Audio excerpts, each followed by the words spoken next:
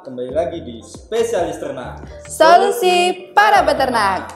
Nah, tentunya sobat ternak semua tidak asing lagi dengan istilah pakan untuk unggas sekalian. Oke, nggak usah kelamaan.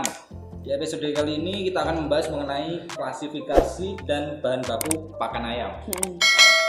Kali ini saya kembali lagi ditemani oleh teman saya, yakni siapa Kak? Kak Cantik Lutfia. Oke, sebelum kita membahas lebih jauh soal klasifikasi dan bahan baku pakan, saya pengen tahu nih kondisi pakan saat pandemi seperti ini, gimana Kak? Oh gitu ya. Oke Kak, kan udah kita ketahui nih bahwa pakan ini kan salah satu komponen paling penting di industri peternakan atau perunggasan. Nah kalau kita tarik mundur nih timelinenya, karena pandemi COVID ini harga pakan ini melonjak atau naik. Nah, halo, kini Podomoro Feed Mill punya layanan baru loh. Penuhi kebutuhan para peternak unggas dengan akses mudah tanpa pakai ribet. Cukup download aplikasi Podomoro Feed Mill di Google Play Store secara gratis. Banyak fitur menarik yang bisa kalian lihat. Download sekarang juga. semoga semakin kesini nih harga pakan ini bisa stabil karena kita kan udah memasuki era new normal. Nah semoga juga harga ayamnya juga semoga bisa up, bisa stabil karena apa? Kabarnya saat ini tuh harga ayam turun kayak gitu. Udah harga ayam turun, harga pakan naik. Ini kan jadi nggak stabil kayak gitu. Sampai segitu ya Kak, pandemi kayak gini pengaruh juga sama. Nah, langsung saja kita ke pembahasan mengenai klasifikasi dan bahan baku pakan ayam tadi. Nah, Kak Cantik, jenis pakan itu ada berapa sih klasifikasinya? Oke. Klasifikasi dan bahan baku pakan atau rasum ayam gitu ya Kak. Oke, jadi kita bakal bahas dasar-dasarnya dulu aja ya Kak. Mengenai klasifikasi bahan baku pakan atau rasum ayam, kita ambil contoh ayam pedaging sama ayam telur ya. Oke, kalau ayam pedaging ini lebih dominan memakai jenis pakan jadi atau pakan atau rasum jadi.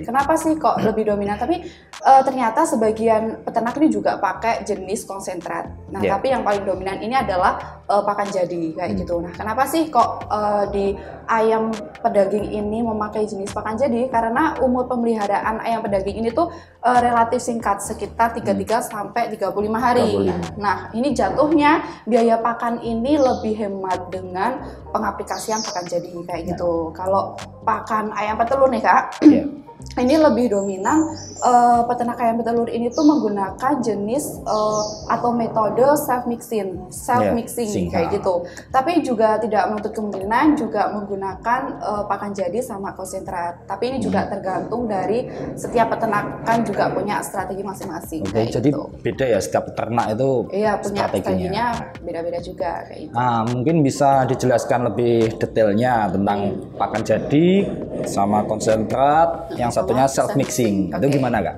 Oke, kalau pakan jadi ini sama halnya ya, ini istilahnya tuh sama kayak pakan jadi, rasum jadi, terus pakan komplit, pakan lengkap ini tuh sebenarnya sama, cuma istilahnya aja yang beda.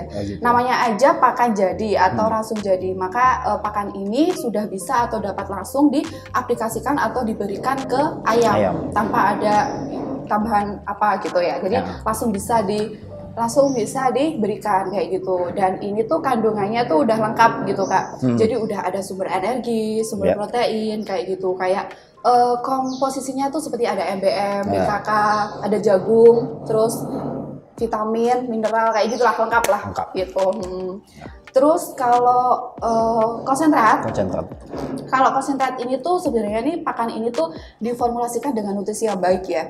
Tapi di sisi lain konsentrat ini tuh termasuk pakan semi jadi gitu. Kenapa sih dibilang atau dikatakan semi jadi? Karena pengaplikasian atau penggunaan konsentrat ini tuh perlu adanya tambahan kayak ada jagung, ada dedak, bekatul kayak gitu. Jadi dia tuh termasuk pakan tambahan atau pakan penguat kayak gitu. Jadi dia beda sama pakan jadi. Kalau pakan jadi ini kan komplit nih. Kalau kalau konsentrat ini tuh dia ada BKK, ada MBM, tapi dia tuh nggak ada kayak jagungnya itu tadi, nggak ada bekatul kayak dedak. Jadi lebih komplitan yang pakan jadi tadi kayak gitu.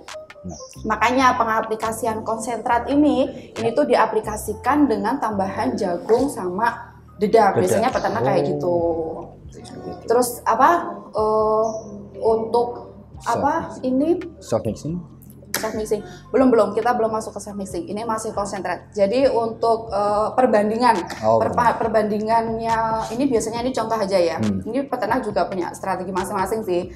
Biasanya ini untuk perbandingannya, ini untuk konsentrat biasanya tuh kalau peternak itu kalau pakai konsentrat biasanya ada jagung tuh sekitar 50%, terus konsentrat itu makainya 35%, terus bekatul atau dedak dia pakainya 15%. Nah, perbandingan ini juga tergantung dari setiap peternak kayak gitu. Terus untuk harganya itu juga beda. Biasanya untuk pakan jadi ini biasanya tuh lebih tinggi atau lebih mahal dibanding konsentrat. Soalnya kan juga komposisinya kan juga udah beda kayak gitu. Siap pakai, Bro. Nah, selanjutnya itu apa tadi Kak? Self mixing. Oke, self mixing. Ini artinya tuh peternak tuh benar-benar nyampur sendiri pakannya dengan berbagai bahan baku pakan, diformulasikan sedemikian rupa untuk dijadikan pakan jadi kayak gitu. Nah, metode self mixing ini tuh lebih dominan digunakan oleh peternak ayam petelur. Kenapa Kak kok ayam petelur? Nah, iya, kenapa sih kok didominan oleh peternak ayam petelur? Karena umur ayam petelur itu tuh lebih lama pemeliharaannya, sekitar 1,5 sampai 2 tahun itu proses pemeliharaannya, sehingga jatuhnya biaya pakan ini lebih hemat dengan metode self mixing kayak gitu.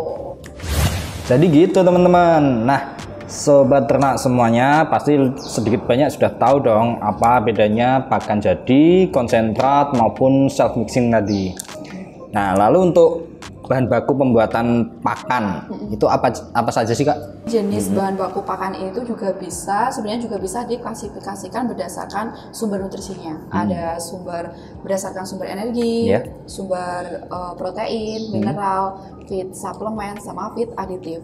Nah, terus ini dari mana sih bisa diperoleh sumber-sumber ini? Kayak itu kita bahas satu dari sumber energi ya Kak.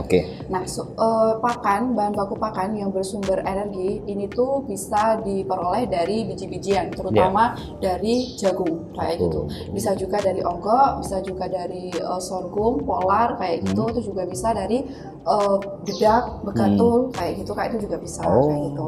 Yang kedua yaitu sumber bahan baku pakan dari protein. Ya, protein. Nah, kalau sumber protein ini tuh bisa diperoleh dari dua, yaitu sumber protein hewani dari hewan, berasal dari hewan, dan sumber protein nabati dari tumbuhan. Nah, sumber protein hewani ini bisa diperoleh seperti dari MBM, kayak gitu. Terus tepung ikan, kayak gitu. Tepung limbah dari pengolahan ikan, udang, kayak gitu juga bisa. Kalau protein protein dari sumber nabati, tumbuh-tumbuhan, itu bisa diperoleh dari bungkil-bungkilan Kak, seperti bungkil kacang kedelai, bungkil kacang tanah, bungkil kelapa sawit, kayak gitu juga bisa teman-teman. Oke, jadi yang ketiga sumber mineral.